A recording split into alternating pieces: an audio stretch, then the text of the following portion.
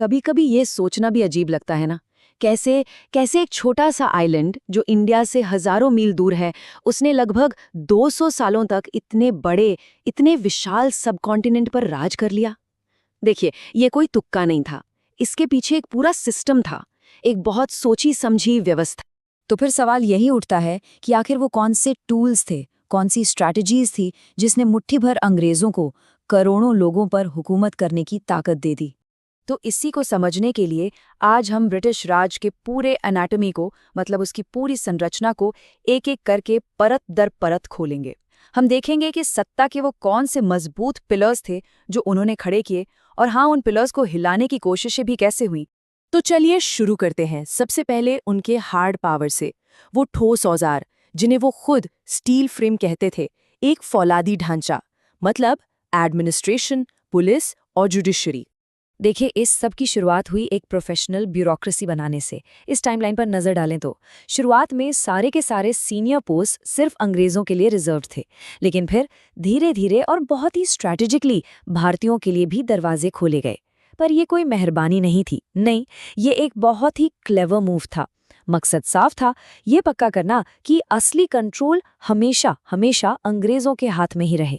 अब यहाँ एक बहुत दिलचस्प चीज हुई। 1886 में एचिसन कमीशन ने एक 3 लेवल का सिस्टम बना दिया। सबसे टॉप पर इंपीरियल सिविल सर्विस, इसका एग्जाम होता था इंग्लैंड में और इसमें होते थे जाहिर है सिर्फ ब्रिटिश। फिर उसके नीचे थी प्रोविंशियल और सबऑर्डिनेट सर्विसेज, जिसमें भारतीयों की भर्ती होती थी। मतलब सिस्टम ऐसा बनाया कि जमीनी स्तर पर एडमिनिस्ट्रेशन तो ज्यादातर भारतीय ही चला रहे थे, लेकिन पावर की जो असली चाबी थी ना, वो हमेशा अंग्रेजों की जेब में ही रही। और इस पूरे स्टील फ्रेम की नींव रखी थी लॉर्ड कॉर्नवालिस ने। उनका सबसे बड़ा काम क्या था? उन्होंने रेवेन्यू कलेक्शन यानी टैक्स वसूली को जुडिशियल एडमिनिस्ट्रेशन से अलग कर दिया, और बस इसी एक कदम से एक ऐसी पावरफुल और स्पेशलाइज्ड ब्यूरोक्रेसी बनी जो बहुत एफिशिएंट थी। अच्छा, एडमिनिस्ट्रेशन तो हो गया, लेकिन लॉ एंड ऑर्डर के लिए क्या? उसके लिए चाहिए थी एक मजबूत पुलिस फोर्स। तो कॉर्नवालिस ने ही दरोगा सिस्टम शुरू किया। फिर 1860 में आया पुलिस एक्ट, जिसने इसे एक मॉडर्न शक्ल दी। वही हायरार्की, आईजी, डीआईजी, एसपी, ये सब तभी बना। और फिर 1902 आते आते तो सीरियस क्राइम्स के लिए सीआईडी भी बन गई। और इस स्टील फ्रेम का तीसरा पिलर, वो था जुडिशरी। देखिए, शुरू शुरू में वॉरेन हेस्टिंग्स ने तो लोकल कानूनों को, मतलब हिंदू और मुस्लिम लॉ को जगह दी, लेकिन कॉर्नवालिस और फिर विलियम बेंटिक ने धीरे धीरे इसे एक सेंट्रलाइज्ड अंग्रेजी सिस्टम में बदल दिया। और सबसे बड़ा टर्निंग पॉइंट था जब सुप्रीम कोर्ट की ऑफिशियल लैंग्वेज फारसी से बदलकर इंग्लिश कर दी गई। तो ये तो हो गया हार्ड पावर का खेल, डंडे का जोर। लेकिन सिर्फ इससे इतने बड़े देश पर राज नहीं हो सकता। अंग्रेज ये बात बहुत अच्छे से जानते थे, इसीलिए उन्होंने इस्तेमाल किया सॉफ्ट पावर का, मतलब एजुकेशन और मीडिया के जरिए लोगों के दिमाग को कंट्रोल करना। और ब्रिटिश एजुकेशन पॉलिसी का असली मकसद क्या था? वो मैकाले के इन शब्दों में बिल्कुल साफ हो जाता है। वो कहते हैं कि हमें एक ऐसा क्लास बनाना है जो खून और रंग से तो इंडियन हो, लेकिन टेस्ट में, ओपिनियन में, मॉरल्स में हर तरह से इंग्लिश हो। सोचिए, एक ऐसी फौज तैयार करनी थी जो दिखने में तो भारतीय हो, पर सोचे बिल्कुल अंग्रेजों की तरह, ताकि उनके राज को चलाने में मदद मिले।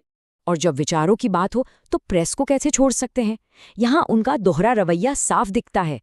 1878 के वर्नाक्युलर प्रेस एक्ट में ये देखिए, जो प्रेस इंग्लिश में छपती थी उसे पूरी आज़ादी थी, लेकिन जो प्रेस लोकल भाषाओं में, मतलब वर्नाक्युलर भाषाओं में थी, उस पर हर तरह की पाबंदी, सेंसरशिप, जब्ती, सिक्योरिटी बॉन्ड, और तो और मैजिस्ट्रेट का फैसला ही फाइनल, कोई अपील तक नहीं। ये साफ साफ दिखाता है कि वो राष्ट्रवादी आवाज़ों से कितना डरते थे। लेकिन कहते हैं ना, तू डाल डाल मैं पात पात। भारतीयों ने भी इसका तोड़ निकाल लिया। अमृत बाजार पत्रिका ने तो कमाल ही कर दिया।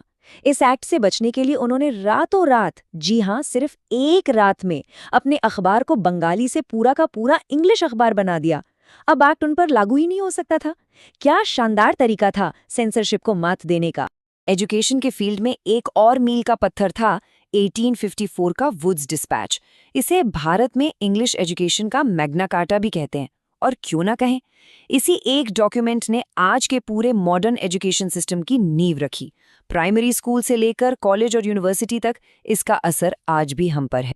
तो एक तरफ हार्ड पावर, दूसरी तरफ सॉफ्ट पावर, लेकिन इन सब के बावजूद एक चुनौती थी जो हमेशा अंग्रेजों के सामने खड़ी रही, और वो थी क्रांतिकारियों का सीधा मुकाबला, सशस्त्र प्रतिरोध। तो सवाल ये है कि ये क्रांतिकारी आंदोलन पनपे ही क्यों? देखिए, इसकी कई वजह थी। एक तो जो नरमपंथी तरीके थे, अर्जी देने, गिड़बिड़ाने वाले, उनसे कुछ हासिल नहीं हो रहा था।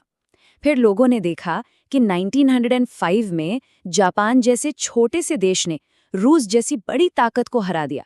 इससे एक उम्मीद जगी, और ऊपर से अंग्रेजों की दमनकारी नीतियां और देश में फैली गरीबी, ये सब मिलकर एक ऐसा माहौल बना रहे थे कि युवाओं को लगा कि अब हथियार उठाने के सिवा कोई चारा नहीं।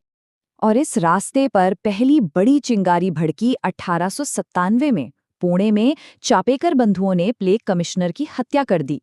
1857 के गदर के बाद ये एग्रेसिव नेशनलिज्म का पहला बड़ा एक्शन माना जाता है। अब देखिए, क्रांति के लिए सिर्फ जज्बा नहीं, पैसा भी चाहिए होता है। इसी ज़रूरत को पूरा करने के लिए 1925 में हिंदुस्तान रिपब्लिकन एसोसिएशन के मेंबर्स ने मशहूर काकोरी ट्रेन रॉबरी को अंजाम दिया था। और शायद सबसे डेयरिंग अटैक्स में से एक था 1929 का चिटगांव आर्मरी रेड। मास्टरदास सूर्यसेन के नेतृत्व में क्रांतिकारियों ने प्लान बनाया था कि सरकारी शस्त्रागार, मतलब जहां हथियार रखे जाते हैं, उससे ही लूट लिया जाए और एक बड़ा विद्रोह शुरू किया जाए। बहुत ही ऑडेशियस प्लान था ये। और ये कोई एक दो ग्रुप्स की बात नहीं थी, ये आंदोलन बहुत फैला हुआ था। बंगाल में अनुशीलन समिति थी, तो अमेरिका में बैठे भारतीयों ने गदर पार्टी बनाई, और नॉर्थ इंडिया में HSRA बहुत एक्टिव थी। मतलब ये आग सिर्फ देश के अंदर नहीं बल्कि बाहर भी जल रही थी। लेकिन इन क्रांतिकारियों को प्रेरणा कहाँ से मिलती थी? उनका आइडियोलॉजिकल फ्यूल क्या था? वो थी ये किताब, बंदी जीवन। शचीन्द्रनाथ सान्याल ने इसे जेल में लिखा था, और ये किताब क्रांतिकारियों के लिए एक तरह से बाइबल बन गई थी। इसने न जाने कितने ही युवाओं को देश के लिए मर मिटने की प्रेरणा दी। तो अंग्रेज तो चले गए, लेकिन क्या उनका बनाया हुआ सिस्टम भी चला गया? चलिए अब जरा ये देखते हैं कि उनके राज की विरासत आज भी हमारे साथ कैसे जिंदा है।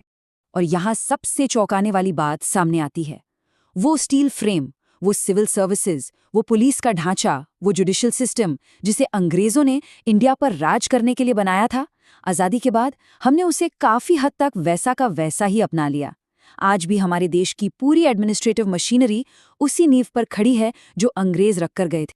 तो आखिर में ये एक बड़ा सवाल हमारे सामने खड़ा होता है, ये जो कॉलोनियल लेगेसी है, ये जो औपनिवेशिक विरासत हमें मिली है, वो आज के भारत के लिए क्या मायने रखती है?